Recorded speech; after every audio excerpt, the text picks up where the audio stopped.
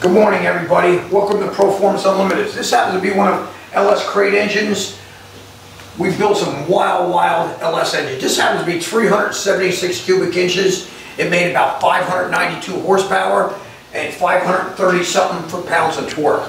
This customer wanted it painted like a mustard color, and boy did we accomplish that. He gave us the code. It looks gorgeous. We weren't sure about it, but finished up, wow. It's a wow motor and it runs phenomenal. This thing's going into a 70 Chevy C10 truck. Hey, check us out. We'll be happy to build anything you'd like.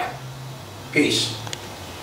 Hey Tony, I got one bad looking motor here, man. I'll tell you what, I wasn't sure about that color, but we love it.